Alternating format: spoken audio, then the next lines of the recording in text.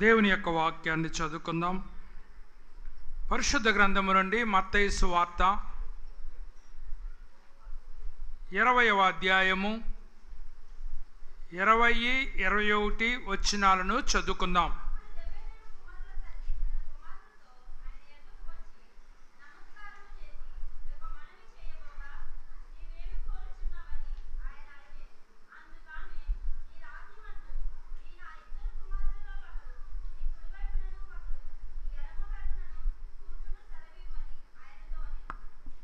రైతందరూ తలవంచండి, ప్రార్థించుకుందాం. ప్రేమ నమ్మకము కలిగినటువంటి మా ప్రియ పరలోకపు తండ్రి, మీ పరిశుద్ధమైన పవిత్రమైన నామాన్ని బట్టి మీకు వందనాలు స్తోత్రాలు సమర్పించుకొనుచున్నాం.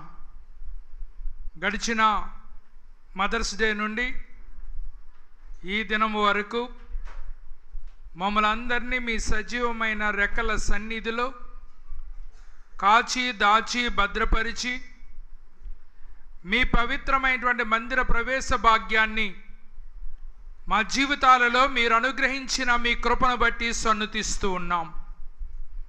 ఇంతవరకు పాటల ద్వారా ఆరాధన ద్వారా మీ నామాన్ని మహిమపరచటానికి మా ఎడల కృప చూపించినటువంటి మా గొప్ప దేవ, ఈ సమయంలో నీ దీనదాసునైనటువంటి నేను మీ వాక్యాన్ని చేతపుచ్చుకుని దానిని ప్రకటించడానికి యోచిస్తూ ఉండగా మీ యొక్క సహాయమును మాకు అనుగ్రహింపజేసి మేలైనటువంటి విషయాలను మాకు బయలుపరిచి మీ వాక్యం ద్వారా మేము పొందుకోదగిన ప్రతి ఆశీర్వాదాన్ని మాకిచ్చి మమ్మల్ని బలపరచమని వేడుకుంటున్నాం.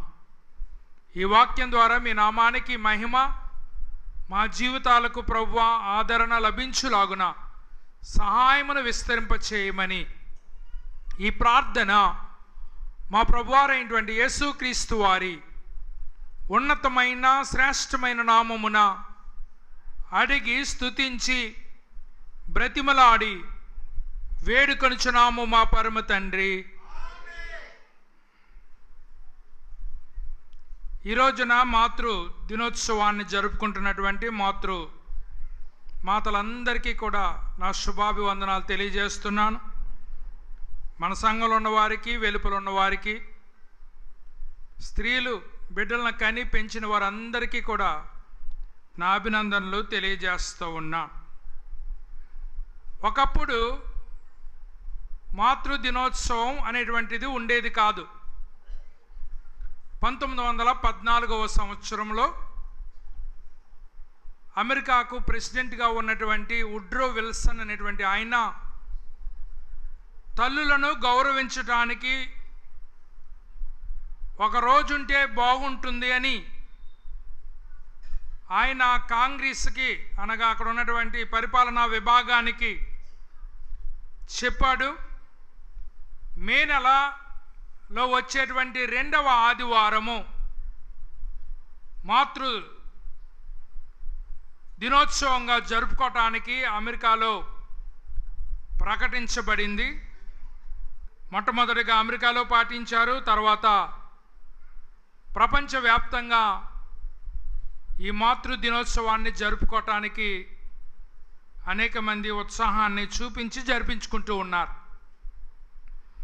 ప్రియులారా, అందరికంటే లేటుగా పడుకునేది అమ్మ, అందరికంటే ముందుగా లేచేదమ్మా. ఎవరైనా మీ నాన్న ఏం చేస్తున్నాడని అంటే తండ్రి వృత్తి చెప్తారు. మీ అమ్మ ఏం చేస్తుందనంటే ఖాళీ అండి, ఇంటి దగ్గర ఉంటుందని చెప్తారు. కానీ అమ్మ చేసే అన్ని డ్యూటీలు ఎవరు కూడా చేయరు. ఇంటికి వాచ్మెన్ అమ్మ, ఇంటిని కాపలా కాసేది, ఇంటిని పట్టుకుని ఉండేది అమ్మ. ఇంటిలో వంట మనిషి అమ్మ, ఇంటిలో బట్టలు ఉతికేది అమ్మ, ఇంట్లో వాళ్ళకి అన్నీ సర్ది పెట్టేది అమ్మ. ఒక తండ్రి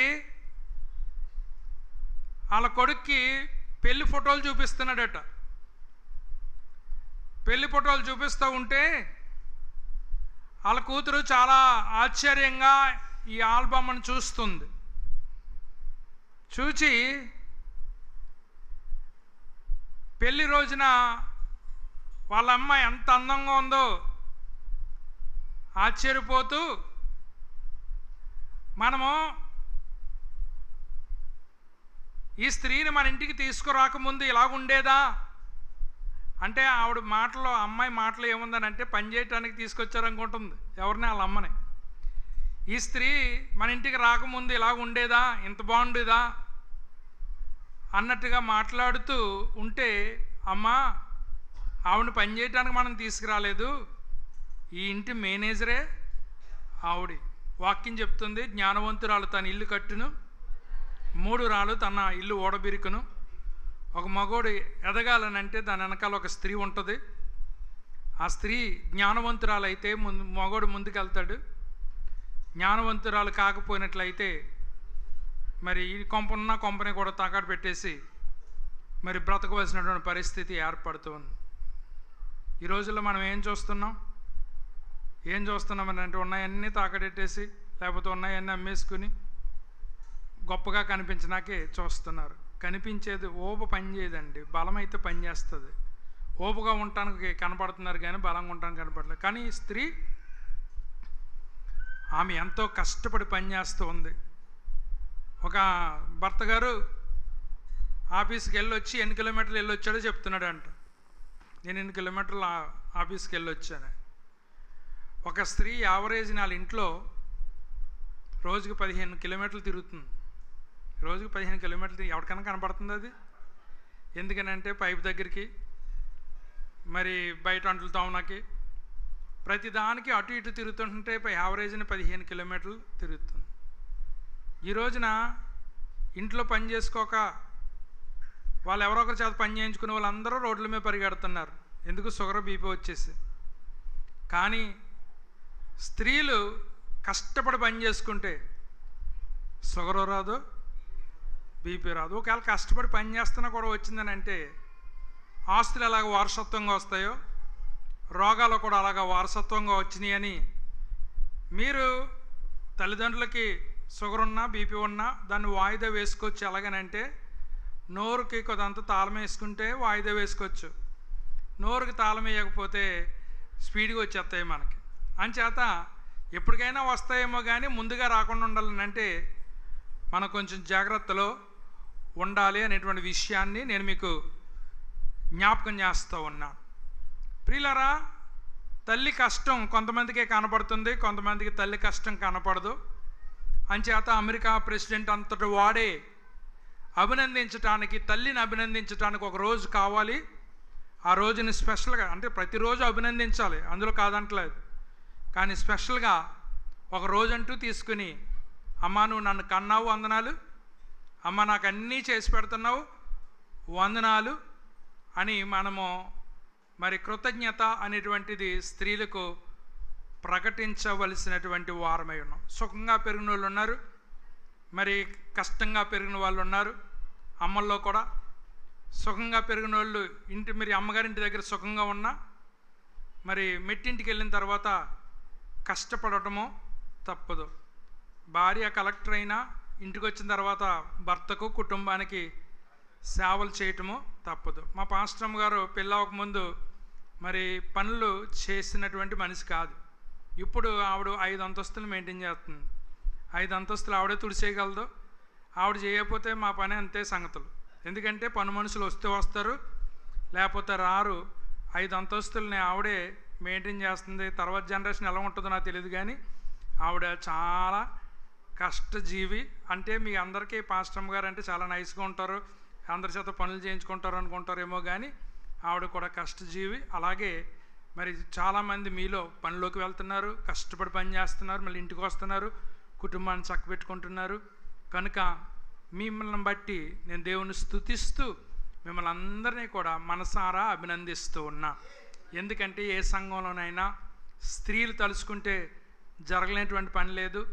మరి మీరు సంఘానికి బలమైనటువంటి వెన్నుముకలు అనేటువంటి విషయాన్ని నేను గుర్తిస్తూ, ఒకవేళ ఇంతవరకు మీ అమ్మల యొక్క గొప్పతనాన్ని గుర్తించకపోతే ఈరోజైనా నోరు తెరచి అమ్మ థ్యాంక్ యూ అని చెప్పగలిగేటువంటి పరిస్థితి మనకు ఉండాలి. వాళ్ళ ముసలోళ్ళు అవనివ్వండి, పొడుసోళ్ళు అవనివ్వండి, వాళ్ళు మనకు ఆశీర్వాదకరం అని చెప్పుంది. దేవుడు 10 ఆజ్ఞల్లో ఒక ఆజ్ఞకే ఏం చేశాడనంటే మరి దానికి ఒక కనెక్షన్ పెట్టాడు. నీవు నివసించుచున్నటువంటి దేశంలో నువ్వు దీర్ఘాయుస్వంతుడు మగునట్లు నీ తల్లిని నీ తండ్రిని సన్మానించుము.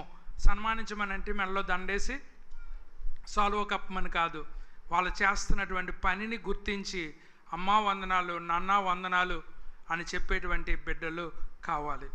కనుక ఇది ఉపోద్ఘాతం మాత్రమే. ఈరోజు వాక్యంలోకి వెళ్తున్నాం. తల్లి పిల్ల కోసం ఒక తల్లి యొక్క కోరిక, తన పిల్లల కోసం ఒక తల్లి యొక్క కోరిక, a mother's wish for her children. ప్రతి తల్లి కూడా తన బిడ్డల గురించి కోరికను కలిగి ఉంటుంది. ప్రతి తల్లి కూడా కంటున్నప్పుడు మగబిడ్డ అయితే మగబిడ్డ విషయంలో ఒక కోరిక కలిగి ఉంటుంది. ఆడబిడ్డ అయినట్లయితే ఆడబిడ్డ విషయంలో కూడా కోరికను కలిగి ఉంటుంది. ఏంటా కోరిక అని అన్నట్లయితే ఆ బిడ్డలు మరి ఏమవ్వాలో, ఎంత చదువుకోవాలో, వాళ్ళు ఎలా స్థిరపరచబడాలో అనేటువంటి కోరిక ప్రతి తల్లికి కూడా ఉంటుంది అనేటువంటి విషయాన్ని నేను మీకు జ్ఞాపకం చేస్తున్నాను. బైబిల్ గ్రంథంలో అనేక మంది తల్లులు ఉన్నారు. అందులో హన్నా అనబడేటువంటి ఒక తల్లి ఉంది. ఆ తల్లి ఏమంటుందో తెలుసా? ప్రభువా, నాకు బిడ్డలు కలిగినట్లయితే నేను స్తన్యపానం విడిచిన తరువాత ఆ బిడ్డను తీసుకొచ్చి నీ సన్నిధానంలో సమర్పిస్తాను. నా కోరిక ఏంటనగా నీ బిడ్డ అనగా నాకు అనుగ్రహించినటువంటి ఈ బిడ్డ నీ సన్నిధానంలో ఎదగాలి అనేటువంటి ఆశ కలిగి ఉంది. లేక పుట్టాడు, ఎంత అపురూపంగా చూసుకుంటారో ఆ పిల్లోడిని. అయినప్పటికీ తన మాట చొప్పున ఏం చేసిందనంటే ఆ చంటి పిల్లవాడు పాలు విడిచిపెట్టిన వెంటనే తీసుకొచ్చి దేవుని మందిరములో ఆ బిడ్డను విడిచిపెట్టింది. దేవుని వాక్యం తెలియజేస్తుంది, అతడు జ్ఞానమందును వయస్సునందును అతను అభివృద్ధి చెందుతూ ఉన్నట్లుగా లేఖనాలు మనకి తెలియజేస్తూ ఉన్నాయి. అనగా అన్న ఏం కోరుకుందనంటే నా కుమారుడు దేవుని సన్నిధిలో ఎదగాలి అని ఆమె కోరిక కలిగి ఉన్నది. యేసు ప్రభువారి యొక్క తల్లితో కూడా మరి గబ్రియేలు దూత చెప్పాడు. ఏమని చెప్పాడనంటే నీవు కనబోతున్నటువంటి వాడు ఆయన ఎవరనంటే యేసు అనేటువంటి పేరు ఆయనకు పెట్టబడుతుంది. తన ప్రజల పాపము నుండి ఆయనే వారిని రక్షించును అని చెప్పాడు. కనుక మరియా ఆశపడుతుంది, నా కుమారుని ద్వారా ఈ లోకమంతటికి కూడా రక్షణ కలగాలి అని ఆశపడుతూ ఉంది. అదేవిధంగా మరి యొక్క హన్నా ఎలాగైతే తన బిడ్డ పట్ల మరి ఆశ కలిగి ఉందో, మరి మరియా ఎలాగైతే తన బిడ్డ పట్ల ఆశ కలిగి ఉందో, మరి అలాగే మన తల్లులు కూడా మన పట్ల ఆశ కలిగి ఉంటారు అనేటువంటి విషయాన్ని నేను మీకు జ్ఞాపకం చేస్తున్నాను. తండ్రి ఏం చేస్తాడనంటే పిల్లలను తన మెల్ల మీద ఎక్కించుకుని నా కొడుకు నాకంటే ఎత్తుగా ఉండాలి, నేను చూడలేని కూడా నా కొడుకు చూడాలి అనుకుంటాడు. ఎవరు? తండ్రి. తల్లి ఏమనుకుంటుందంటే సంకనేసుకుని నా బిడ్డ ఎప్పుడు నా చుట్టూనే తిరగాలి, నాతోనే ఉండాలి అనుకుంటుంది. ఎందుకనంటే బిడ్డలు దూరంగా వెళ్ళటానికి ఏ అమ్మ కూడా ఒప్పుకోదు. కానీ ఒక్కొక్కసారి ఈ మధ్యకాలంలో మనం పిల్లల్ని హాస్టల్లో వేస్తున్నాం, పిల్లల్ని దూరంగా పంపుతూ ఉన్నాం. ఎందుకనంటే వారి యొక్క జీవితాలు బాగుండాలి అనేటువంటి ఉద్దేశము చొప్పున. కానీ తల్లి ఎప్పుడు కూడా ఏమనుకుంటుందంటే నా పిల్లలు నా కళ్ళెదురుగుండానే ఉండాలి అని అనుకుంటుంది. అలాగే అనుకున్నది ఎవరు? ఇస్సాకు భార్య అనుకున్నది. అనుకుని పెద్దవాడు గురించి తండ్రి ఏమంటున్నాడంటే నువ్వు గొప్ప వేటగాడు అవ్వాలి, మంచి వేటను వేటాడాలి, మంచి భోజనం సిద్ధపరచాలి అని తండ్రి ఆశపడుతూ ఉన్నాడు. మరి చిన్నవాడైనటువంటి యాకోబుని ఏం చేసిందనంటే తన కూడా తిప్పుకుంటూ వంటలన్నీ నేర్పేసింది. వంటలన్నీ నేర్పేస్తే వాళ్ళ అన్నయ్యతో వాళ్ళ నాన్న అంటున్నాడు ఒక రోజున, నాయనా నువ్వు వేటకు వెళ్ళి మంచి పశువుని పట్టుకుని వధించి కూర చేసుకుని తీసుకురా, నేను నిన్ను ఆశీర్వదిస్తానంటే ఆ మాట తల్లి విని తన కూడా తిరిగేటువంటి తన కొడుకు బాగుండాలని చెప్పేసి మరి కూర యాకోబు చేత వండించి మరి తండ్రి దగ్గరికి తీసుకుని వెళ్ళి తండ్రి యొక్క ఆశీర్వాదాన్ని యాకోబు పొందుకునేటట్లు చేసింది. ఇక్కడ తల్లి ఏమో బిడ్డలు తనతో ఉండాలనుకుంటున్నారు, తండ్రి ఏమో నా బిడ్డ గొప్పవాడు అవ్వాలనుకుంటున్నాడు. తల్లికి తండ్రికి వారి యొక్క బిడ్డల పట్ల ఆశ కలిగి ఉన్నారు. ఎందుకనంటే మన బిడ్డలు మనకంటే మెరుగైన స్థితిలో ఉండాలి, మనకంటే బాగుండాలి అని ప్రతి తల్లి ప్రతి తండ్రి కూడా ఆశపడతారు. ఈ సందర్భాన్ని మీరు మనసులో పెట్టుకుని, ఇక్కడ ఒక తల్లి ఉంది. ఆ తల్లి ఎవరనంటే ఆమె పేరు సలోమి. అందరూ చెప్పండి గట్టిగా, సలోమి. మీ అందరికీ సలోమి గారు తెలుసు కదా, మన చర్చిలో సలోమి గారు తెలుసు కదా, అంగ నుంచి ఇక్కడ వస్తుంది ఆవిడ. మరి ఆ తల్లి పేరు సలోమి, తండ్రి పేరు జబదయి అనేటువంటి పేరు కలిగినటువంటి వీరికి 2 కుమారులు. ఆ 2లో మొదటి వాడి పేరు యాకోబు, రెండవ వాడి పేరు యోహాను. వీరిద్దరు పిల్లలు కూడా తల్లి చేత యేసు ప్రభువారి యొద్దకు తీసుకురాబడ్డది. ప్రియులారా, ఈ 2 వచనాలు మీరు చాలా జాగ్రత్తగా గమనించండి. ఈ 2 వచనాలు మీరు గమనించినట్లయితే, అప్పుడు జబదయి కుమారుల తల్లి తన కుమారులతో యేసు యొద్దకు వచ్చి నమస్కారము చేసి. ప్రియులారా, ఇక్కడ ఆగుదాం మన పాయింట్లోకి వెళ్ళే ముందు. ఈ సలోమి అనబడేటువంటి ఈ స్త్రీ తనకున్న 2 బిడ్డలను యేసయ్య దగ్గరికి తీసుకొచ్చి ఏం చేసిందంట? నమస్కారము చేసిందట. అనగా తల్లి తండ్రి అయిన వాళ్ళు బిడ్డలకు సంస్కారము నేర్పించాలి. ఏమి నేర్పించాలమ్మా? నీకు ఎంత ఉందని ఎవడు చెప్పుకోడు, నీకు ఎన్ని డిగ్రీలు ఉన్నాయని ఎవడు చెప్పుకోడు. పలానా ఇంటికి వెళ్ళామండి, చాలా మర్యాదగా చూస్తారండి, ఇదే కదా చెప్పుకుంటారు. లేకపోతే నీకు ఎన్ని డిగ్రీలు ఉన్నాయని చెప్పుకుంటారా? లేకపోతే నీకు ఎన్ని ఎకరాలు ఉన్నాయని చెప్తారా? నీకు ఎన్ని కార్లు ఉన్నాయని చెప్తారా? నీకు ఎన్ని బిల్డింగ్లు ఉన్నాయని చెప్తారా? ఏం చేస్తుందో తెలుసా? ఈ తల్లి పిల్లలిద్దరినీ తీసుకెళ్ళి, వాళ్ళు చంటి పిల్లలు కాదండి, ఎదిగిన వాళ్ళే. తల్లి యేసు దగ్గరికి వెళ్ళి నమస్కారం చేసింది. ఎందుకనంటే గురువును గౌరవించడం నేర్పిస్తుంది, పెద్దలను గౌరవించడం నేర్పిస్తుంది. కనుక తల్లి అయినటువంటి వాళ్ళు, తండ్రి అయినటువంటి వాళ్ళు మీ బిడ్డలకు మొట్టమొదట నేర్పించవలసింది ఏంటంటే సంస్కారము. ఆ సంస్కారం లేకపోతే కొంతమంది పిల్లలు నైస్గా ఉంటారు, కానీ చూడటానికి ఆ నోరు విప్పితే దరిద్రగొట్టి మాటలు అన్నమాట. ఇదిగో నువ్వు అంట. ఆ మనిషిని చూస్తే అలా ఎక్స్పెక్ట్ చేయం మాటలు మనం. ఎందుకనంటే సంస్కారము ఎవరు నేర్పించాలనగా తల్లిదండ్రులు నేర్పించాలి. పెద్దలంటే గౌరవం, పెద్దలంటే సంస్కారం, వారికి మర్యాద ఇవ్వటం, గౌరవం ఇవ్వటం మనం నేర్పించుకోవాలి. ఎందుకంటే కొంతమందికి సహజ సిద్ధంగా గౌరవం రావచ్చు, కొంతమందికి సహజ సిద్ధంగా రాలేనప్పుడు మనం ఏం చేయాలనంటే, మన బిడ్డలు ఎవరనగా మన ప్రతిబింబాలు. They are reflection of our actions. మన యొక్క క్రియలకు వారు ప్రతిబింబాలై ఉన్నారు. ఒక తండ్రి అంట రోజు సోఫా దగ్గరికి వెళ్ళి ఆ సోఫా మీద ఆనుకొని మోకరించి ప్రార్థన చేస్తాడట. ఆ పిల్లోడు ఏం చేస్తున్నాడో తెలుసా? ఆడుకునేవాడు ఎప్పుడైతే వాళ్ళ నాన్న మోకరించి ప్రార్థన చేయటం చూశాడో, పిల్లోడు కూడా సోఫా దగ్గరికి వెళ్ళి మోకరించి ప్రార్థన చేస్తున్నాడు. ఆ నాన్న పెదవులు మెదుపుతుంటే పిల్లోడు కూడా మెదుపుతున్నాడు. కొన్ని రోజులు అయిపోయినాయి. ఈ అలవాటు తండ్రికి ఎలాగైతే అలవాటు ఉందో ప్రార్థన చేసేటువంటి అలవాటు పిల్లోడికి కూడా వచ్చేసిందంట. వచ్చేసిన తర్వాత ఒకరోజు వాళ్ళ నాన్న ప్రార్థన చేస్తున్నాడంట. ఏమని ప్రార్థన చేస్తున్నాడంటే, ఈ పిల్లోడిలాగా నన్ను చేయి ప్రభువా అని ప్రార్థన చేస్తున్నాడట. ఎలాగా? చిన్న పిల్లాడు, రీజన్స్ లేవు, లాజిక్ లేదు, ఏమీ లేకుండా వచ్చి మోకరించి నిష్కల్మషంతో ప్రార్థన చేస్తున్నాడు. ఈ పిల్లోడిలాగా నన్ను చెయ్యంటే ఆ పిల్లోడికి మాటలు వచ్చిన తర్వాత ఏం ప్రార్థన చేస్తున్నాడంట? మా డాడీలాగా నన్ను చేయి ప్రభువా అని ప్రార్థన చేస్తున్నాడట. అమ్మా, ఎప్పుడైనా మీ పిల్లలు ఎదురుగుండా ప్రార్థన చేసావా?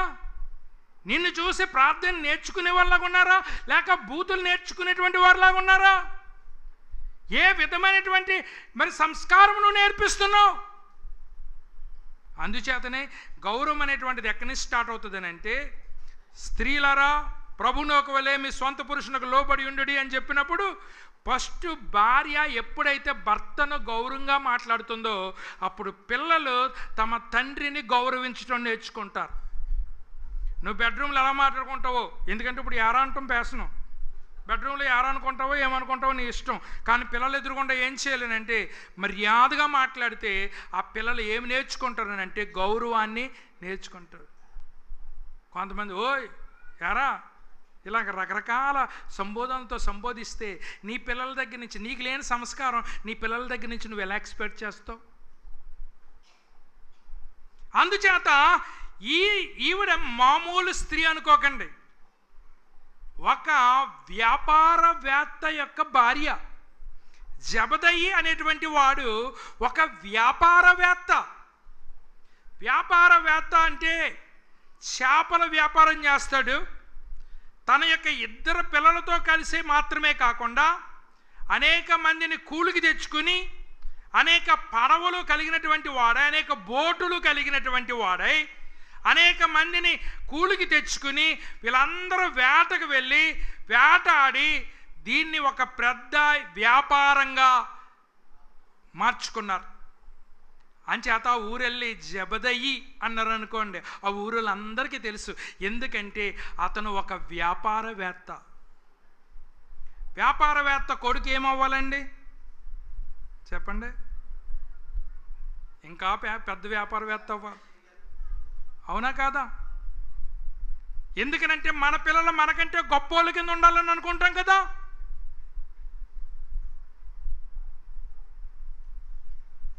ఒకడు వచ్చాడు నా దగ్గరికి, అయ్యగారు జాయ్ మీకంటే తెలివైన వాడు అవుతాడేమో అన్నాడు. అప్పుడు నేను అన్నాను, మంచిదే కదా, నాకంటే తెలివైన వాడు అయితే మంచిదే కదరా, ఇంకా గొప్పగా నడిపిస్తాడు దేవుని మందిరాన్ని అని చేత నేను తక్కువ, నన్ను ఇలాగ అన్నాడు కదా అని నేను తక్కువ ఫీల్ అవుతలేదు. నా కొడుకు నాకంటూ గొప్పగా ఉండాలని నేను కోరుకుంటాను. ఏ తల్లి అయినా ఏ తండ్రి అయినా మనకంటే మన పిల్లలు గొప్పగా ఉండాలని కోరుకుంటాం, కానీ మనకంటే దరిద్రంగా మన పిల్లలు ఉండాలని కోరుకోము. మనకు పట్టినటువంటి గతి మనకు పిల్లలు పట్టకూడదు, మన పిల్లలు ఇంకా ఉన్నతమైనటువంటి స్థితిలో బ్రతకాలని కోరుకుంటాం. జబదయి అనేటువంటి వాడు వ్యాపారవేత్త. ఎంతో గొప్ప వ్యాపారవేత్త అంటే గలిలయ ప్రాంతములో ఆ పేరు చెబితే అందరూ కూడా అతను మాకు తెలుసు అని అంత పేరు సంపాదించాడు. దేవుని స్తోత్రం చెల్లిద్దాం. హల్లెలూయా. వ్యాపారమైనా ఏదైనా న్యాయంగా చేస్తే అది అతనికి మంచి పేరు వస్తుంది, అన్యాయం చేస్తే అది చాలా దారుణంగా ఉంటుంది. ఎందుకనంటే మనం ధాన్యం కొనుక్కున్నాం, ఇంతకుముందు కొంచాలతో ధాన్యం కొనుక్కోవడానికి భుజంలో సంచేసుకుని వచ్చేవారు. మనం వాళ్ళ దగ్గర కొనుక్కోవాలని అంటేనేమో కొంచెం సెంద అయిపోయేది. మనం వాళ్ళకి అమ్మాలని అంటే మరి ధాన్యమే కాదండి, మినుములు పెసలు కూడా అమ్మేవాళ్ళు. ఇప్పుడైతే పండించేంత గ్యాప్ లేదు, అంత టైము లేదు. ఎందుకంటే మే నెలలో మొత్తం మే నెల అంతా చేను ఎండిపోతూ ఉండేది, దాంట్లో ఉన్న సూక్ష్మజీవులు చచ్చిపోతూ ఉండి. మరి ఇప్పుడు మరి దగ్గర మే 15 వచ్చేస్తుందా, ఇంకా కోతలు అవ్వలేదు. మళ్ళీ జూన్ 15కి మళ్ళీ నీరు వచ్చేస్తుంది, మళ్ళీ ఊడుపులు మొదలెట్టేయాలి, మరి ఈ యొక్క నార్మల్ వేసుకోవటం మొదలు పెట్టేయాలి. అనగా భూమికి కూడా గ్యాప్ ఉండట్లేదు. మరి ఈ భూమికి కూడా గ్యాప్ లేనటువంటి పరిస్థితిలో పంటలు ఎరువుల మీద ఆధారపడకపోతే ఇంకెలా పండుతాయి? మీరు ఆలోచన చేయండి. అందుచేతనే మీరు ఇక్కడ గమనించవలసినటువంటిది ఏమిటనంటే వ్యాపారవేత్త అనేటువంటి వాడు సక్రమైనటువంటి వ్యాపారం చేస్తాడు కనుక అతనికి మంచి పేరు ఉంది. అంచేత మనకి ఎదటోళ్ళు కొలిసేటప్పుడేమో చిన్న కొంచెము, ఎదటోళ్ళ దగ్గర కొనేటప్పుడేమో పెద్ద కొంచెము అయినట్లయితే వీడు మోలీ వ్యాపారవేత్త అన్నమాట. అందుచేతనే మేమేం చేసేవాళ్ళం అంటే నీ కొంచెంతో వద్దు, మా కొంచెంతో కొనుక్కుని పాలమైతే మేము అమ్ముతాం, మా కొంచెంతో కాకపోతే మేము అమ్మమని అంటే మన కొంచెంతో తూయటానికి వాడు ఇష్టపడేవాడు కాదు. ఎందుచేతనంటే మన కొంచాలు కరెక్ట్గా సైజులో ఉంటాయి, వాడు కొంచానికైతే మీట్ ఉంటుంది. మరి మన దగ్గర కొనుక్కున్నప్పుడు ఒక మీట్ నొక్కితే పైకి వెళ్ళిపోద్ది అది. అంచేతనే నువ్వు ఎవరికన్నా ఇచ్చేటప్పుడు ఎత్తి కుదించి దిగజార్చి ఇచ్చినట్లయితే నువ్వు అలా పొందుకుంటావు, అంతేగాని నువ్వు పిసినార్తనంగా ఇచ్చినట్లయితే అలాగ ఉంటుందని చెప్తున్నావు అన్నది. ఒక వ్యాపారవేత్త భార్య కూడా వ్యాపారవేత్తకు భార్య అనగా కొంచెం కలిగి ఉంటేనే మనుషులు ఎంత గర్వంగా ఉంటున్నారు చూడండి. కొంతమంది ఏమీ లేకపోయినా పోలంత గర్వం. అలాంటిది వ్యాపారవేత్త ఇంటిలో పుట్టినటువంటి వాళ్ళకి ఎంత గర్వం ఉంటుంది, ఎంత గర్వం ఉంటుంది. కానీ ఆ తల్లి బిడ్డలిద్దరినీ కూడా ఎవరి దగ్గర తీసుకొస్తుంది? యేసయ్య దగ్గరకు తీసుకుని వస్తుంది. ప్రియులారా, మీరు సంస్కారం నేర్పించాలి. రెండవదిగా మీరు ఎక్కడికి తీసుకురావాలనంటే మీ బిడ్డలను దేవుని యొద్దకు తీసుకురావాలి. దేవుని యొక్క వాక్యం తెలియజేస్తుంది, మీరు నా యొద్దకు రండి, నేను మీ యొద్దకు వస్తాను అంటున్నాడు. మనం ఆయన దగ్గరికి వస్తే ఆయన మన దగ్గరికి వస్తాడు. ఆయన మనతో ఉంటే మనకు లోటే ఉండదు. ఆయన మనతో ఉంటే లోటే ఉండదు. అంచేత మనం అందరం కూడా ఏమనిపించుకుంటున్నామనంటే, వ్యాపారవేత్త అని చెప్పుకోవటానికి జబదయికి మంచి పేరుంది, వ్యాపారవేత్త భార్యనని చెప్పుకోవటానికి ఆవిడ దగ్గర డిగ్రీ ఉంది. కానీ అవన్నీ పక్కన పడేసేసి తగ్గించుకుని ఎక్కడికి వస్తుందంటే యేసుప్రభు వారి దగ్గరికి ఆమె వస్తూ ఉన్నట్లుగా మనం చూస్తూ ఉన్నాం. మొట్టమొదటిగా సంస్కారం నేర్పించాలి. రెండవదిగా దేవుని దగ్గరకు మనం పిల్లల్ని నడిపించాలి. దేవుడి దయ వల్ల ఈ కోళ్ళ ఫారంలు వచ్చిన తర్వాత కోళ్ళు పెంచుకోవటం మానేసాం. కానీ మరి కోళ్ళు పెంచుకునే వాళ్ళు ఏం చేసేవారు అంటే, మా నాన్నగారు ఉన్నప్పుడు పిల్లల్నేమో కోళ్ళ దగ్గర కాపలా పెట్టి ఇన్ని కుక్కలు లేవులేండి అప్పుడు. అంచేత కుక్కలు నక్కో తినేస్తుందేమో అని చెప్పేసి ఆ పిల్లల్ని కోడి దగ్గర కాపలా పెట్టి తల్లులు మాత్రం ఇక్కడికి వచ్చేవారు. దేవుడి వేళ కోళ్ళ పారాలు వచ్చి గొడవ లేకుండా చేసేసింది మనకి. అంచేత కోళ్ళని ఎవరో కానీ పెంచుకోవట్లేదు, కోళ్ళని కాపలా కాసేటువంటి పని లేదు. అంచేత మనము బిడ్డలము తల్లులము కూడా దేవుని యొక్క మందిరంలోనికి వచ్చేటువంటి పరిస్థితి ఉంది. చిన్నప్పటి నుంచి కూడా మీ బిడ్డలకు దేవుని దగ్గరికి తీసుకురావటము మీరు నేర్పించాలి. ఎలాగో తెలుసా? మీ పిల్లలకు ఆదాయం లేదు, మీరు వాళ్ళకి పాకెట్ మనీ ఇచ్చినప్పుడు దానిలో 10% ఇవ్వమంటాం నేర్పించాలి. వాళ్ళకి ఇన్కమ్ లేదు, కానీ నువ్వే ఇచ్చి 5 రూపాయలు ఇచ్చి, మరి 5 రూపాయలు ఇస్తే ఇంతకుముందు 5 పైసలు ఉండే మా చిన్నప్పుడు. ఇప్పుడు ఒక 50 రూపాయలు ఇచ్చామనుకోండి, అందులో 5 రూపాయలు దేవునికి 10% ఇవ్వాలని మనం చిన్నప్పటి నుంచే నేర్పిస్తే పెద్ద ఎదిగిన తర్వాత దాని నుండి తప్పిపోరు. ఎందుకనంటే మనకి లోట్లు వచ్చినప్పుడు, మనకు అప్పులు వచ్చేసినప్పుడు నా అప్పే పెద్దది, దేవుడికి అప్పు ఇట్టేసినా పర్లేదు, దేవుడు అడగడని చెప్పేసి దేవుడు కోతెట్టేసి మన పనులన్నీ చేసుకుంటున్నాం. దేవుడు కోతెట్టిన రోజులు నీకు కోతే తప్ప నీకు నిండుగా ఉండేటువంటి పరిస్థితి లేదు. ఎందుచేతనంటే ఎంతోమంది అప్పులు చేసి దేవుని మందిరానికి ఇచ్చినటువంటి వారు ఉన్నారు. ఒక టీచర్ గారు ఉన్నది, ఆవిడ ఏం చేస్తుంది అనుకుంటున్నాం, చర్చిలో బల్లలు చేద్దాం అనుకున్నారు. బల్లలు చేద్దామంటే ఎవరు ముందుకు రాలేదు. ఆవిడ మరి టీచర్ గారు ఆవిడ లోన్ పెట్టి కర్ర కొని బల్లలు వేయించింది. ఎక్కడ? ఆ బల్లలో చర్చిలో వేయించింది. మరి ఆవిడ దగ్గర డబ్బులుండి కదండి, ఆవిడే లోన్ పెట్టుట ద్వారా దేవుని మందిరంలోకి బల్లలు వేయించగలిగాను. మా పాప చాలాసార్లు అడుగుతుంది, డాడీ మనం అందరికీ కుర్చీలు ఎత్తే ఎలా ఉంటుందని చెప్పేసి అన్నది. కుర్చీలు ఎత్తారని సర్వీస్ పెట్టాలమ్మా, కూర్చుంటేనే సరిపోవట్లేదు. కుర్చీలు వేసామనుకో మళ్ళీ పొద్దున్నో సర్వీసు, మధ్యాహ్నమో సర్వీస్ చేయాలి. అది ఉచ్చులారి పెట్టనుకోని పర్లేదు, తక్కువ మంది ఉంటారు. ఇప్పుడు అక్కడ కూడా పెరిగారు దేవుని కృపను బట్టి. అంచేత కుర్చీల మీద భక్తి నేర్చుకోవాలని అంటే మోకరించలేరు. కానీ మరి హైదరాబాద్లో చూసాం, కుర్చీల్లోనే ఆరాధిస్తారు. కానీ ప్రార్థన అన్నప్పటికీ చదువుకున్నవాడు, డిగ్రీ చేసేవాడు, సాఫ్ట్వేర్ ఇంజనీర్ అందరూ కూడా కుర్చీలు దిగేసి మోకరింతున్నారు. మరి అక్కడ మరి పట్టణంలో ఎంత భక్తి ఉందో చూడండి. ఇక్కడ ప్రార్థన అన్నప్పటికీ మరి కొంతమంది పిల్లలు ఉన్నారండి, ఇక్కడ 100 సార్లు బయటకు వెళ్తారు. మరి స్కూల్లో ఎలా నేర్చుకుంటున్నారు నాకు అర్థం అవ్వదు. స్కూల్లో 1 గంట అలా 45 నిమిషాలు క్లాస్ ఎలా కూర్చుంటున్నారు నాకు అర్థం అవుతుంది. ఎందుకంటే 1 గంట కూర్చోలేకపోతే మెసేజ్ చెప్పేది గంటే. ఆ గంటలో మరి మీరు ఎవరు వెళ్ళకంటే ప్రార్థన చేద్దామంటే లేచిపోతున్నారు ముందే పిల్లలు. మరి మీకంటే ముందు వీళ్ళకి బ్లాడర్లు నిండిపోతున్నాయో ఏంటి నాకు అర్థం అవ్వదు. కానీ ఎందుకనంటే చిన్నప్పుడే మీరు ఆ దేవుని దగ్గర తీసుకొచ్చి దేవుని దగ్గర మోకరించగలిగేటువంటి పరిస్థితి వారికి మీరు నేర్పించినట్లయితే, ప్రియులారా, మనకి ఏమీ లేకపోయినా పర్లేదు, దేవుడు ఒక్కడుంటే చాలు, మనము ఎక్కడికో వెళ్ళిపోయేటువంటి స్థితిని దేవుడు మనకు కలగజేస్తాడు. ఒకప్పుడు మనకేమీ లేవు, మనకి ఏసీలు లేవు, సరైన ప్యానల్ లేవు, సరైన మందిరం లేదు. దేవుడు ఈ రోజున ఇది ఇచ్చాడు అని అంటే దేవుడు మనల్ని ఏ స్థితిలోనికి తీసుకెళ్ళగలడు అనేటువంటి విషయాన్ని మీరు అందరూ కూడా జ్ఞాపకం చేసుకోవాలి. ఈ తల్లి దగ్గరుండి మీరు యేసయ్య దగ్గరికి వెళ్ళండిరా అని పంపించలేదు.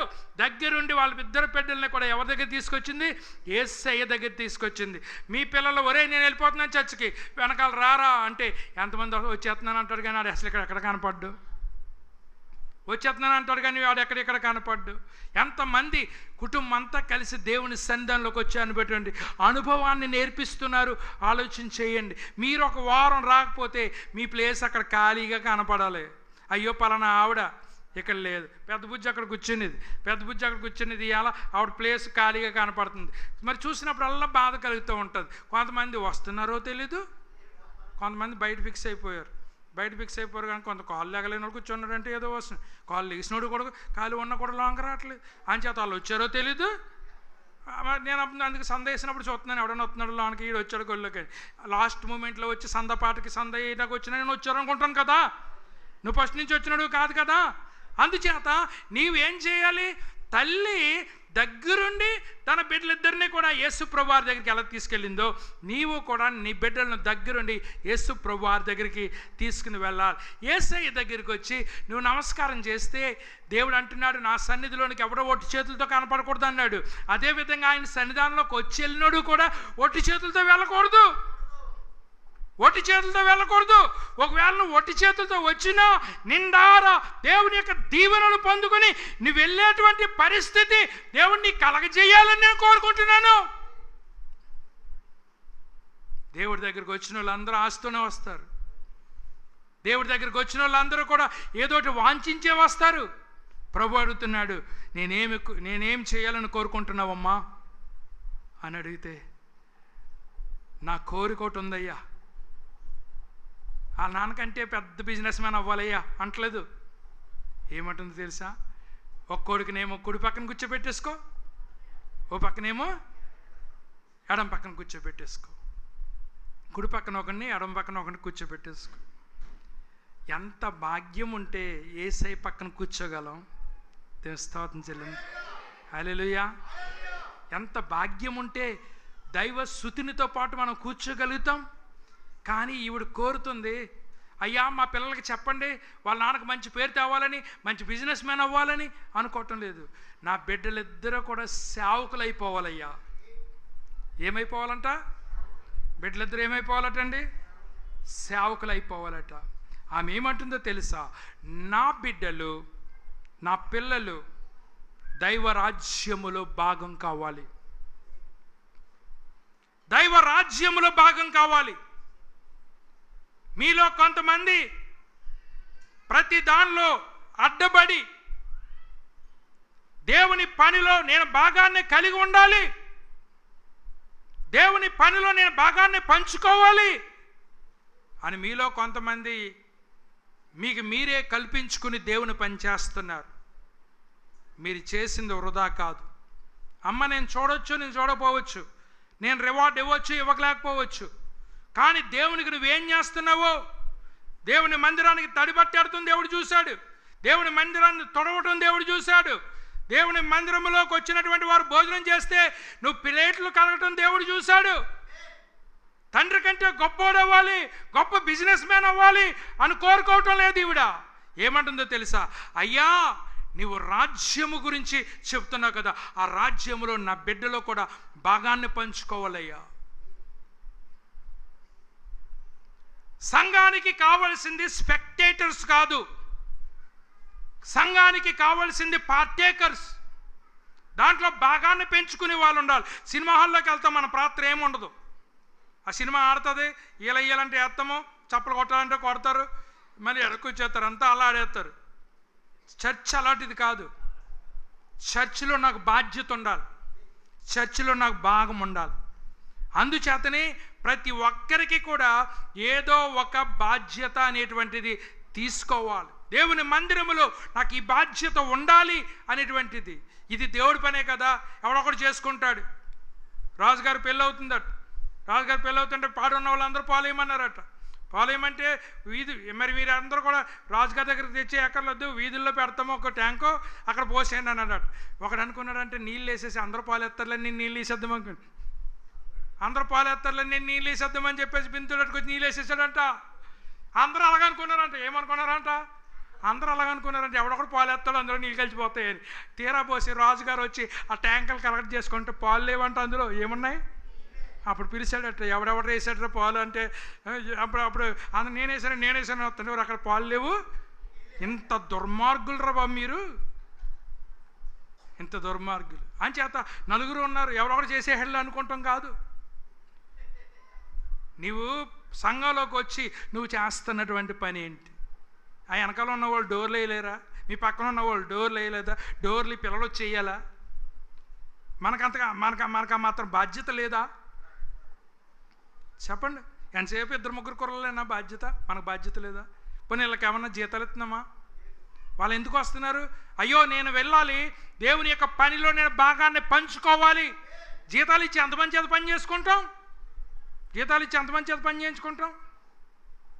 అందుచేత ఈవిడొచ్చి అంటుంది, అయ్యా నాకు ఒక కోరిక ఉందయ్యా, వాళ్ళ నాన్న బోలు సంపాదించాడయ్యా, నా పిల్లలు ఇంకా సంపాదించాలయ్యా అని కోరుకోవట్లేదు.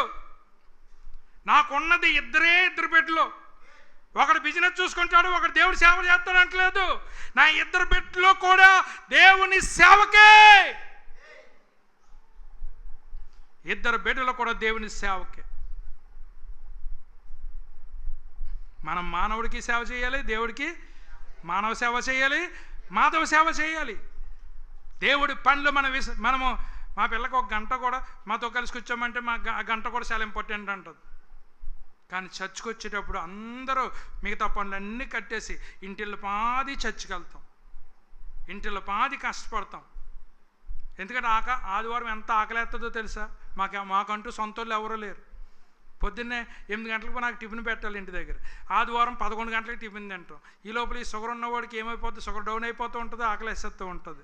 కొంతమంది సమర్పించుకుని ఆ తల్లులు ఏం చేస్తున్నారంటే మా అమ్మలాగే వాళ్ళు మాకు వండి పెడుతున్నాం, మళ్ళీ మాకు భోజనం ఉంది. కొంతమంది తిన్నామో ఉన్నామో లేదో కూడా తెలీదు. నీ పిల్లోడిని ఒకడు అన్నాడు, నా పిల్లోడిని మట్టి మీద కాలెట్టకుండా పెంచుతాడు. మట్టి మీద కాలెట్టకుండా బంగారం మీద పెట్టిస్తావా? ముఖ్యమంత్రి అయినా మట్టి మీద బతకాలి, మనం మట్టి మీద నడవాలి. మట్టి చూడండి, దాని మీద నడుస్తాము, దాని కిందే పడతాం. కొన్నాళ్ళకి చచ్చిపోయిన తర్వాత ఆ మట్టి ఏమవుతుందండి? మన మీద పడుతుంది. ఇప్పుడేమో మన కింద ఉంది, ఆ తర్వాత మన మీద పడుతుంది. అంతేగాని నేను మట్టి మీద కాలు వేయకుండా నా బిడ్డను పెంచుతాను నువ్వు ఎప్పుడు అనుకోకు. నువ్వు లగ్జరీగా పెంచుతాం కాదు, కష్టపడి ఇలా పెంచాలి. ఇప్పుడు ఏమైందో తెలుసా? నేను ఎంఏ చదివినా కూడా 20,000 దాటి నాకు అవ్వలేదు. 20,000 దాటి నాకు ఖర్చు అవ్వలేదు. ఎంఏ చదివినా ఒక 20,000 ఉంటుంది టెస్ట్ పేపర్లకి వాటికి. ఈ రోజున ఎల్కేజీలో ₹1,00,000 ఫీజు. ఎల్కేజీ రావులపల్లిలో స్కూల్ పెట్టారండి. ఎల్కేజీ ఫీజు ఎంతండి? ₹1,00,000.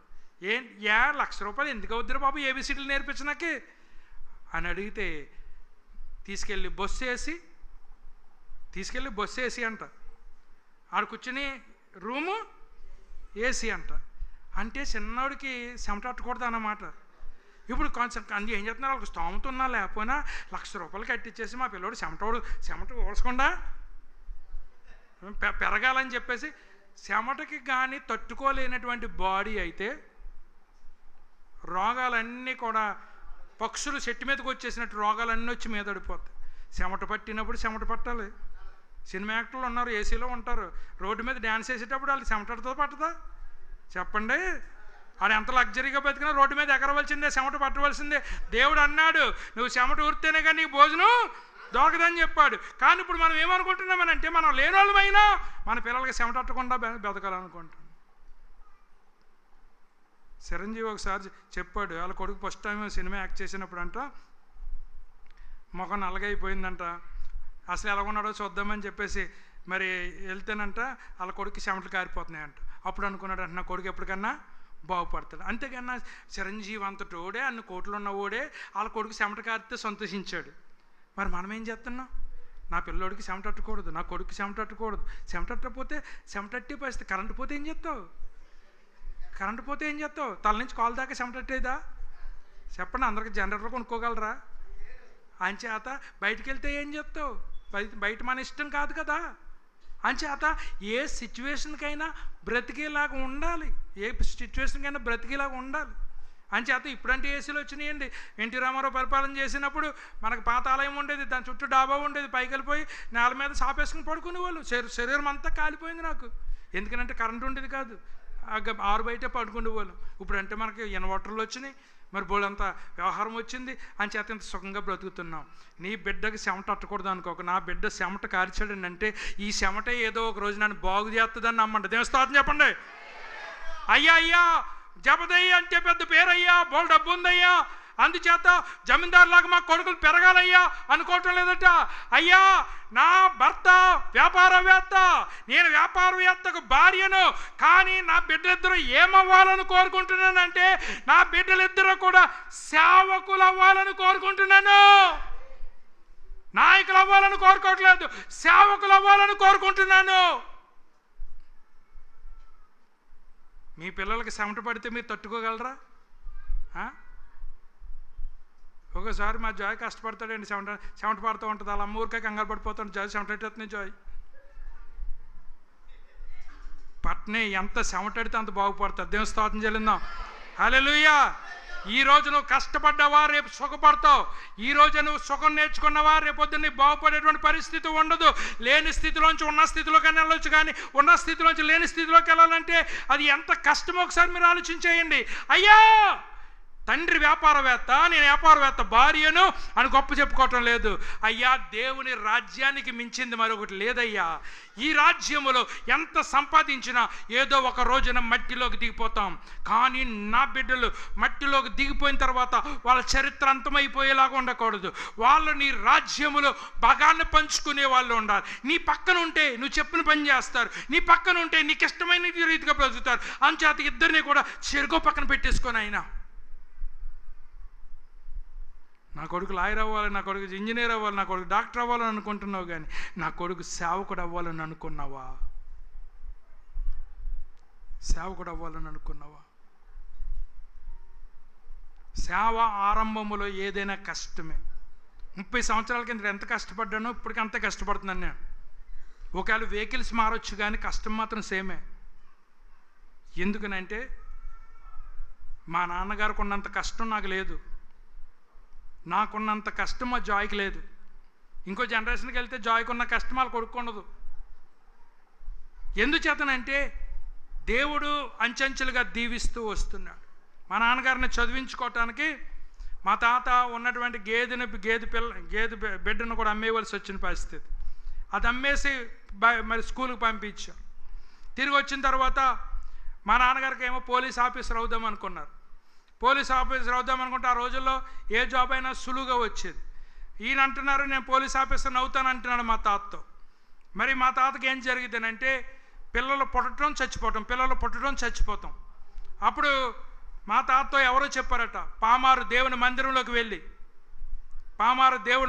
వెళ్ళి మీరు మొక్కుకుంటే పిల్లలు బ్రతుకుతారని చెప్పారట. మా నాన్నగారి కంటే ముందు కొంతమంది పుట్టారు, చనిపోయారట. అప్పుడు మా తాత మా మామ వాళ్ళిద్దరూ కూడా పామారు వెళ్ళి వాళ్ళు మొక్కుకున్నారట. ఏమని మొక్కున్నారంటే, ప్రభువా నువ్వు ఒక బిడ్డను మాకు ఇచ్చినట్లయితే ఆ బిడ్డను అన్న ఎలాగైతే తిరిగి ఇచ్చేసిందో అలాగే నీ సేవ కొరకు మేము తిరిగి ఇచ్చేస్తామన్నారు. ఆ తర్వాత మా నాన్నగారు పుట్టినప్పుడు తలకాయ పెద్దగా ఉండి పుట్టారట. అందరూ అనేవారట, అందరి పిల్లలు ఎలాగైతే కొన్ని రోజులు చచ్చిపోయారో ఈయన అలాగే చచ్చిపోతారు అనుకున్నారట. వాళ్ళు ప్రార్థన చేశారట, ప్రభువా నువ్వు బహుమానం ఇస్తున్నావు. 9 నెలలు మోసిన తర్వాత 9 నెలలు మోసి బిడ్డను కన్న తర్వాత ఈ బహుమానాలు మళ్ళీ తీసేసుకుంటున్నావు. ప్రభువా ఈ బహుమానం నిలబడితే నీ కొరకు మేము సమర్పించుకుంటామని తీర్మానం చేసుకున్నారు. ఆ తర్వాత ఈయన పెద్ద ఎదిగిన తర్వాత ఉద్యోగం చేసే టైం వచ్చిన తర్వాత పోలీస్ ఆఫీసర్ని అవుతానంటే మా తాత అన్నాడట, నీ దగ్గర ఒకే ఒక అవకాశం ఉంది, పోలీస్ ఆఫీసర్ అవ్వటానికి లేదు. నువ్వు బ్రతికితే మేము దేవుడి సేవకి ఇస్తామనుకున్నాం, నీ బ్రతికి ఉంటే దేవుడికి సేవకి ఇస్తాను అనుకున్నాం. సేవ తప్ప ఇంకో సేవకు నీకు అవకాశం లేదు. ఒకవేళ నన్ను కాదని వెళ్ళిపోతే నేను ఆత్మహత్య చేసుకుని చచ్చిపోతానే తప్ప నేను మాత్రం నిన్ను పోలీసు డిపార్ట్మెంట్లోకి నేను పంపించను అన్నాను. ఈయన ఆలోచన చేసుకుని అప్పుడు సేవలోనికి మరి పిలువబడ్డారు. దేవుని యొక్క సేవ చేయడానికి తీర్మానం చేసుకున్నారు. ఆ రోజుల్లో ఒక మరి సైకిల్ ఉండటం కూడా కష్టం. మా చిన్నతనంలో మరి సైకిల్ మా నాన్నగారితో ప్యాచ్ పడ్డది. ఈయన ఎక్కడికి వెళ్ళినా సైకిల్ వేసుకుని వెళ్ళేవారు. మా ఇంటికి కొంచెం దూరంలో ఉన్న వాళ్ళ దగ్గరికి వెళ్ళి సైకిల్ ఒకసారి కావాలని అడిగితే ఈయన లావు ఉంటారు కదా, సైకిల్ ఏమైనా ఉంగిపోద్ది అనుకున్నాడు ఏంటో, సైకిల్ ఇంట్లో పెట్టుకుని సైకిల్ లేదని చెప్పారు. ఇంటికి వచ్చి వాళ్ళు సైకిల్ ఇంట్లో పెట్టుకుని లేదంటున్నారని చెప్పేసి మా నాన్నగారు చాలా బాధపడ్డారు. నేను అనుకున్నాను నా తండ్రి బ్రతుకుంటే ఆయనకు ఒక కారు కొనిద్దాం అనుకున్నాను. కారు కొని లోపలనే ఆయన దూరం అయిపోయాడు. సైకిల్ మీద తొక్కి వాళ్ళ భారమైనటువంటి సేవ చేశారు. ఒకవేళ పోలీస్ ఆఫీసర్ అయితే మంచి బ్రతుకుండేదే. కానీ దేవుని సేవ అంతకంటే గొప్పది ప్రియులరా. ఎందుకనంటే నా పేరట వచ్చినటువంటి వానికి గిన్నెడు చన్నీళ్ళు ఇస్తే దాని ప్రతిఫలం మీరు పొందుకుంటారని చెప్పారు దేవుడు. అందుచేత సైకిల్ మీద తిరిగినటువంటి వాడిని సైకిల్ మీద ఉండలేదు. ఊర్లో కోటీశ్వరులతో సమానంగా 1982వ సంవత్సరంలో పెద్ద మోటార్ సైకిల్ ఇచ్చారు ఆయనకి దేవుడు. ఆ మోటార్ సైకిల్ వేసుకుని వెళ్తూ ఉంటే ఆ రోజుల్లో ఎవరికో మోటార్ సైకిల్ ఉండే కాదు, ప్రతి వాడు కూడా వెనక్కి తిరిగి చూసేవారు. ఎందుకంటే అప్పుడు ఆ రోజుల్లో మోటార్ సైకిల్ ఉన్నవాడు కారున్నవాడితో సమానం, కారున్నవాడితో సమానం. మరి ఆయనకు బండి ఉండబట్టే నేను ఆ బండి నాకు అందిది కాదండి. బండి సీట్ నాకు అందిది కాదు. దాన్ని తీసేసి సీటుని తీసేసి దాని మీద తలగాడు వేసుకుని నేను వేసుకెళ్ళిపోయేవాడిని. బండి నేను వేసుకెళ్ళిపోయేవాడిని తలగాడు, ఎందుకంటే కాలు కిందకి అందక. కనుక ఒకప్పుడు సైకిల్ కోసం ఏడ్చినటువంటి కళ్ళు దేవుడు పెద్ద బండి మీద కోటీశ్వరులు తిరిగేలాగా చేశాడు. నా తండ్రి కలలు కన్నాడు ఒక కారు ఉండాలని. నేను ఆర్డర్ ఇచ్చాను, కానీ ఇప్పుడైతే డబ్బులు అడిగితే సాయంత్రం కారు తెచ్చేయచ్చు. ఆ రోజుల్లో ఆర్డర్ ఇచ్చాను 2-3 నెలలకు వచ్చేది కారు. మా నాన్నగారు చనిపోయిన నెలకు వచ్చింది కారు. నేను ఎంతో ఏడ్చాను. నా తండ్రి ఉంటే ఈరోజు నేను ఎంత సంతోషించేవారని. ఆయనకున్నంత కష్టం ఈరోజు లేదు. కానీ మా తాత ఏమనుకున్నాడనంటే, ఈ లోకములో నీకు ఒక ఉద్యోగం కంటే నీవు దేవుని సేవ చేయటము గొప్ప భాగ్యం. నాతో అనేక మందిని తిప్పుకున్నాను కారుల మీద, అనేక మంది చేశారు. ఈ రోజున ఆ పరిస్థితి మీకు కూడా లేదు. ఎందుకనంటే అబ్రహాము మీద దేవుడు ఆశీర్వాదపు జల్లులు కురిపిస్తుంటే అవి చెదిరెళ్ళిపోయి ఎవరి మీద పడ్డాయంట? లోతు మీద పడ్డాయంట. లోతు మీద పడితే చెదిరెళ్ళిపోతే లోతుకే పెద్ద ఆస్తి అయిపోయిందట. ఒకరోజు అంటున్నాడు అబ్రహాము, నీ ఆస్తి పెరిగిపోయింది, నా ఆస్తి పెరిగిపోయింది, మనమిద్దరము కూడా బంధువులము కనుక సామరస్యంగా దూరంగా వెళ్ళిపోదాం. అబ్రహాము ఎంత దీవించబడ్డాడో కూడా ఉన్నవాడు కూడా అంతే దీవించబడతాడు. ఆ దీవించబడే టైం వరకు నువ్వు నిలబడి ఉండాలి. దీవించబడేటువంటి టైం వరకు నువ్వు నిలబడి ఉండాలి. అయ్యా నేను ఆస్తి కోరుకోవటం లేదు. మనమైతే నీకేం కావాలో కోరుకోనంటే, నాయన బిల్డింగ్ ఇచ్చేనాయన, నీకేం కావాలో కోరుకోనంటే మంచి ఉద్యోగం ఇచ్చేనాయన, నీకేం కావాలో కోరుకోనంటే ఈ లోకంలో కోరుకుంటాం. కానీ ఈవిడేం కోరుకుంటుందో తెలుసా? పరలోకములో నీ రాజ్యములో నా బిడ్డలకు భాగం కావాలి. ఎందుకంటే ఈ రాజ్యములో ఏం సంపాదించుకున్నా పోతుంది, ఏం సంపాదించుకున్నా పోతుంది. కానీ నీ రాజ్యములో ఏం సంపాదించుకున్నామో అది నిలబడుతుంది. ఒకడు పిసినారుడు అంట, అసలు ఎవరికి ఏం పెట్టేవాడు కదంట. ఆడికే పిల్లం ముందు చచ్చిపోయిందంట. ముందు చచ్చిపోతే పిల్లం చచ్చిపోక ఇంకా పిసినారుడు అయిపోయాడంట. ఇంకా పిసినారుడు అయిపోయి అసలు ఎవరికి ఏం పెడతలేదు, ఆడు సరిగ్గా తింటలేదట. తర్వాత ఏమవుతుందో తెలియదు. ఒక సాధువు వచ్చి అన్నాడంట, అయ్యా మీ ఆవిడ చనిపోయింది కదా, నిన్ను ఒకసారి ఓ పిన్నీస్ పట్టరమ్మందా అని అడిగాడు. పిన్నీస్ పట్టరమ్మా, పిన్ని చీరలు కట్టుకుని పిన్నీస్ పట్టరమ్మన్నాడు. వీడికి ఇక్కడ ఆలోచించాడంట, మా ఆవిడకి ఎలా పిన్నీస్ ఇవ్వాలని. పిన్నీస్ కూడా ఎవరికి ఎవడీడు, మా ఆవిడకి పిన్నీస్ ఎలాగ. ఎన్ని రకాలుగా ఆలోచించినా పిన్నీస్ పట్టుకెళ్ళే మార్గం వాడికి కనపడలేదట. ఎందుచేతనంటే నువ్వెంత సంపాదించుకున్నా పిన్ను కూడా నీతోని రాదు. ముక్కు పుడక కూడా నీ దగ్గర నుంచి. ఇంతకుముందు 100 రూపాయలు అడితే ఆ ముక్కు పుడక ఇప్పుడు 1000 రూపాయలు దాటేసి ఉంటుంది. ఇప్పుడు ఉన్న బంగారం రేటుకి లేకపోతే 5,000. అని చేత అది కూడా ఉండేవారమ్మా. నేను ఇష్టపడి కొనుక్కున్న రింగ్, ముక్కు పుడక నేను ఇష్టపడుకున్న రింగు అన్నీ కోసేస్తారు, అన్నీ తీసేస్తారు. నీ కూడా ఏమీ రాదు. అంచేత వాళ్ళ నాన్నే బోళ్ళు సంపాదించి పడేశాడు. ఇదేది నా పిల్లలతో రాదు, కానీ నీ రాజ్యములో నా పిల్లలు భాగం కావాలనుకుంటున్నావు. అమ్మాయ్యా ఎప్పుడైనా సరే కొంతమంది పిల్లలు పని చేస్తూ ఉంటారు దేవుడి పని, కొంతమంది దేవుడి కోసం ఏదో ఒకటి చేస్తూనే ఉంటారు, కొంతమంది అసలు ఇక్కడికి రారు, లాస్ట్ను ఆచరించుకోవడానికి వస్తారు. నీ పిల్లలు ఎప్పుడైనా దేనిలోనైనా భాగాన్ని పంచుకున్నారా? నీవు దేవుని కోసం ఏదో ఒకటి కష్టపడితే దేవుడు తప్పకుండా ప్రతిఫలం అందిస్తాడు. నువ్వు చేసినటువంటి ప్రయాస వ్యర్థం కాదు. కష్టపడినవాడు దీవించబడటం చూసాం, కష్టపడకుండా గట్టు మీద ఉన్నవాడు నశించిపోవటం కూడా మన సంఘంలోనే చాలామందిని మనం చూసాం. తల్లి ఏం కోరుకుంటుందో తెలుసా? నా కొడుకులు బిజినెస్ మ్యాన్ కాదు నాయనా, నా 2 బిడ్డలు ఏమవ్వాలనుకుంటుంది? నీ సేవకులు అవ్వాలి, నీ రాజ్యములో భాగాన్ని పంచుకోవాలి అని కోరుకుంటుంది. అందుచేత ప్రియుల దేవుని బిడ్డలారా, దేవుని యొక్క వాక్యం ఇచ్చినటువంటి వాళ్ళారా, దేవుని రాజ్యములో మనము మన బిడ్డలు భాగస్వామ్యము కలిగి ఉండాలి. ఒకవేళ దేవుడు నిన్ను వాడుకోవటం లేదంటే నిన్ను వాడుకోవటం ఆయనకి ఇష్టం లేదేమో. దేవుడు నిన్ను నీ ధనాన్ని వాడుకోవటం లేదనంటే నీ డబ్బులు కూడా దేవుని యొక్క పరిచర్యలో ఉపయోగించడానికి దేవునికి ఇష్టం లేదే. మంచేత నేను ఇవ్వనివ్వటం లేదు, అందుచేత నేను చేయనివ్వటం లేదు. కానీ దేవుడు ఇష్టపడి నీ చేత చేయించుకుంటున్నాడనంటే ఇది నా భాగ్యం అని భావించు, నా భాగ్యం అని భావించు. ఎందుకనంటే దేవుడు ఇష్టపడి నీ ద్వారా ఆయన పని చేయించుకుంటున్నాడు. దేవుడు అనేక మంది పని ఆయన చేయించుకోడు. రెండవది ఏంటనగా ఆమె తన పిల్లలు రాజ్యములో పాలు పొందుకోవాలి. We should not be the spectators, we should be the participants. మనం ఏదో చూసి వెళ్ళిపోయే వాళ్ళుగా కాదు, మనము దాంట్లో మనం భాగాన్ని పంచుకునేటువంటి వారిగా ఉండాలి. నువ్వు సంఘంలో ఏం పని చేస్తున్నావమ్మా? నువ్వేం పని చేస్తున్నావు? నువ్వు ఒక పని చెప్పు, చర్చిలోకి వచ్చి నువ్వేం పని చేసావు?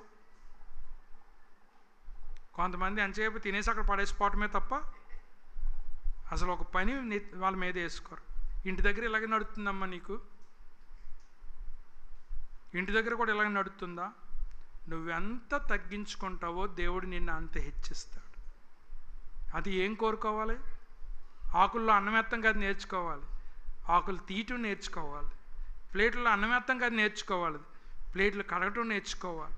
ఎందుకనంటే తగ్గింపు అనేటువంటిది మనం అక్కడే నేర్చుకుంటాం. అంచేత కొంతమంది యవన బిడ్డలు వాళ్ళు మరి సిగ్గు అనక ప్రెస్టేజ్ అనక వాళ్ళు ప్లేట్లు కడగటానికి ముందుకు వచ్చి కడుగుతున్నారు, వారిని నేను అభినందిస్తున్నాను. కానీ ఎవరి దాళ్ళకి అడిగితే ఎదురోళ్ళకి కూడా అంత బాధ ఉండదు కదా. అంచేత మీరు ఆలోచన చేయమని మనం చేస్తూ ఉన్నా. We should be participants. నేను భాగాన్ని పంచుకోవాలి. నువ్వు ఏ భాగాన్ని పంచుకున్నావు? తినే గుంపులో ఉన్నావా? పనిచేసే గుంపులో ఉన్నావా? సేవ చేసే గుంపులో ఉన్నావా? సేవ చేయించుకునే గుంపులో ఉన్నావా? ఆశీర్వదించబడే గుంపులో ఉన్నావా? ఆశీర్వాదానికి దూరంగా ఉండేటువంటి గుంపులో ఉన్నావా? ఏమంటుందో తెలుసా? నా బిడ్డలు నీ రాజ్యములో పాలు పొందేటువంటి వారిగా ఉండాలి. ఎందుచేతనంటే ఎక్కడో దూరంగా ఉంటే మేము చేయగలమో లేదో, కానీ దగ్గరగా ఉన్నాం. దేవుడు దగ్గరగా పెట్టాడు నిన్ను, దేవుడు నిన్ను దగ్గరగా పెట్టాడు. ఎందుకనంటే నీ చేత. అంచేతే దేవుడు మందిరములో ఉన్నవాడిని పిలిచాడు కానీ ఇంటికాడ ఉన్నవాడిని పిలలేదు. ఆ రాత్రి దేవుడు వచ్చి అంటున్నాడు అంట, సమూయేలు సమూయేలు, నా ఏలును వాడా. అర్ధరాత్రిగా లెగ్గొడితే ఎంత సిరగొచ్చేద్దండి మనకి ఎంత సిరగొచ్చేద్ది. కానీ ఎంత మంచి సేవకుడు చూడండి. ఒకసారి వినపడ్డది, నా ఏలిన వాడా, మీరు నన్ను పిలిచారా అని అడుగుతున్నాడు ఏలి దగ్గరికి వెళ్ళి. నేను పిలవలేదు. రెండో మారు, సమూయేలు, నా ఏలినవాడా, మళ్ళీ నన్ను పిలిచారా? 3 సార్లు అయిపోయిన తర్వాత అంటున్నాడు, ఈసారి నీకు ఆ పిలుపు వినపడితే పిలిచిన నేను కాదు, చిత్తము ప్రభువా అను.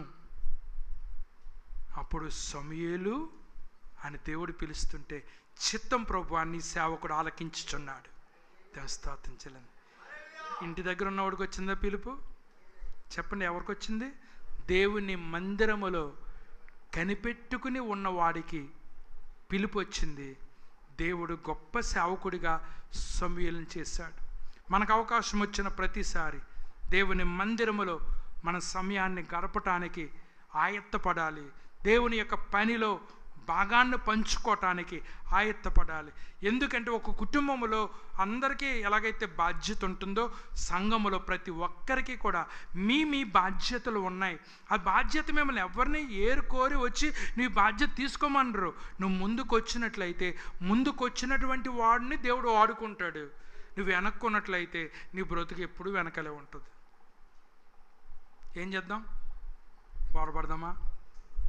చెప్పండి, వాడబడదామా? Lord, I want to be a participant. నేను భాగస్వామిగా ఉంటాను.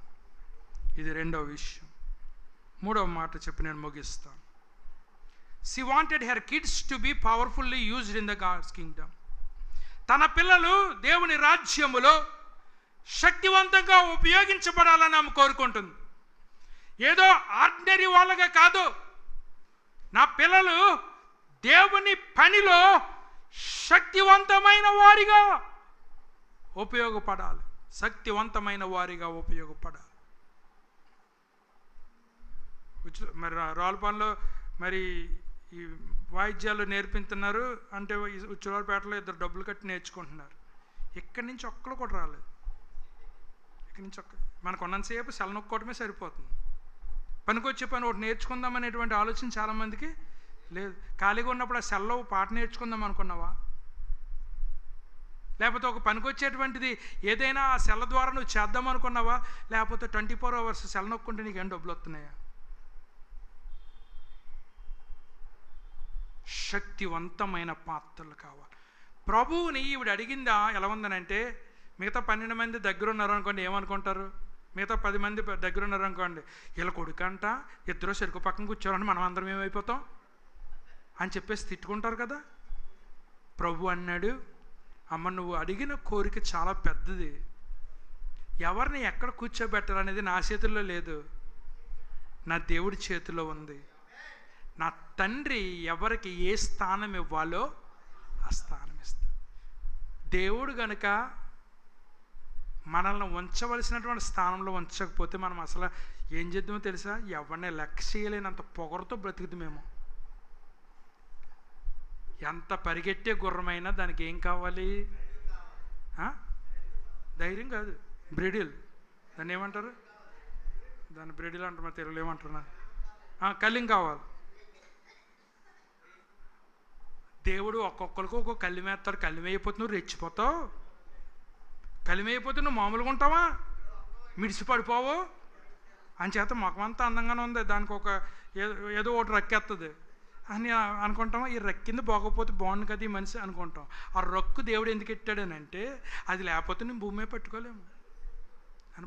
భూమి మీద పట్టుకోలేము నేను. అంచేత కొద్ది అంత తొక్క తెల్లగా ఉంటే పట్టుకోలేకపోతున్నాం, కొద్ది అంత తెలివిగా ఉంటే పట్టుకోలేకపోతున్నాం, డబ్బులు సంపాదించడం అసలు ఏమీ లేకుండా ఎగిరి పగిరి పోలే మనం చూస్తున్నాం. నా బిడ్డలు దేవుని సేవకులు అవుతారు, చైతన్యవంతమైనటువంటి సాధనాలుగా. వాళ్ళ నాన్న బిజినెస్ ఏమైపోయినా పర్లేదు, చేపల బిజినెస్ ఆగిపోయినా పర్లేదు. మాకు కావాల్సింది డబ్బు కాదు, మాకు కావాల్సింది ఆత్మలు. ప్రభు అన్నారు, అమ్మ అక్కడ ఉంటే చేపలు పట్టేవారు, కానీ నేను మనుష్యులు పట్టేటువంటి జాలరులుగా నేను చేస్తాను. ఎవరిని ఎక్కడ పెట్టాలో దేవుడు తెలుసు. ఆయన అలా పెట్టకపోతే మన స్నానం చేసిన తర్వాత మనం నలుపుకుంటే ఏమవుతుందండి? అంటే మనం ఎక్కడి నుంచి పుట్టాం? మట్టితో పుట్టినటువంటి మనమే ఇంత మిడిసిపడిపోతుంటే దేవుడు ఏమన్నా మేలిం బంగారంతో కానీ చేస్తే మనల్ని, మేలిం బంగారంతో చేస్తే ఏం చేద్దామండి? అసలు మనల్ని ఎవడన్నా పట్టుకోగలరా? మనం మంటి వారమని ఆయనకి తెలుసు, ఆయన మిడిసిపడిపోతున్నాం. కానీ బంగారంతో అందుకనే చేయలేదు దేవుడు. బంగారంతో చేస్తే నిన్ను నన్ను ఎవడో పట్టుకోలేడు. చైతన్యం.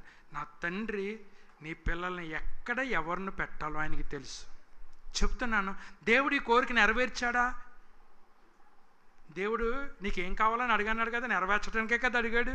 ఇప్పుడు ఇప్పుడు ఏమంది? ఒకరిని కుడి పక్కన ఒకరిని ఎడ పక్కన కూర్చోమంది, కానీ అది నా ఇష్టం కదమ్మా, నా తండ్రి ఇష్టం అన్నాడు. చివరికి ఏం జరిగిందో చూడండి. చివరికి ఏం జరిగిందనంటే, శిష్యులందరిలోనూ పెద్దవాడు యాకోబు, శిష్యులందరిలోనూ చిన్నోడు యోహాను. వయసులో పెద్దోడు యాకోబు, వయసులో చిన్నోడు యోహాను. ఇక్కడ మనకి ఏం జరిగింది తెలుసా? యేసు ప్రభు వారు చనిపోయి పరలోకానికి వెళ్ళిపోయిన తర్వాత యేసు ప్రభు వారి యొక్క శిష్యులలో మొట్టమొదటిగా ప్రభువు కొరకు ప్రాణం పెట్టినటువంటి వాడు యాకోబు. దేవుని స్తోత్రం చెల్లింది. సేవ అంటే ఎంత సేవ చేశారనంటే, చివరికి ప్రాణం ఇచ్చేంత సేవ చేశారు. ప్రాణం ఇచ్చేంత సేవ చేశాడు. క్రీస్తు శకం 43వ సంవత్సరంలో హేరోదు అగ్రిప్ప అనేటువంటి వాడు యాకోబుని ఏం చేశాడంటే చంపేశాడు. ఆ చావు కూడా నీ సేవ కొరకు చచ్చిపోతున్నాను నాయన, ఆనందంగా చచ్చిపోతానని తన జీవితాన్ని దేవునికి అర్పణగా అర్పించేసినటువంటి వాడు యాకోబు. మొట్టమొదటిగా శిష్యుల్లో దేవుని కోసం చనిపోయేటువంటి గొప్ప ఆధిక్యత యాకోబు కలిగింది.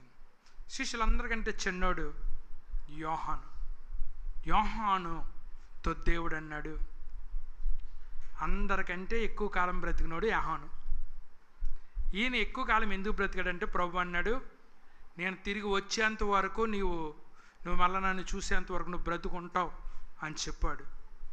పద్మాసు ద్వీపంలో యేసు ప్రభు వారిని చూశాడు, అప్పుడు వరకు బ్రతుకున్నాడు. 5 పుస్తకాలు రాశాడు ఈయన. యోహాను సువార్త, ప్రకటన గ్రంథం, యోహాను 1, యోహాను 2, యోహాను 5 పుస్తకాలు బైబిల్లో రాశాడు. అందుచేతనే బైబిల్లో ఏమన్నా తెలుసా, ఆయన ప్రేమించే శిష్యుడు అని రాసుకున్నాడు. ఆయన పేరు రాసుకోలేదు యోహాన్ అని, ఆయన ప్రేమించే శిష్యుడు అని రాసుకున్నాడు.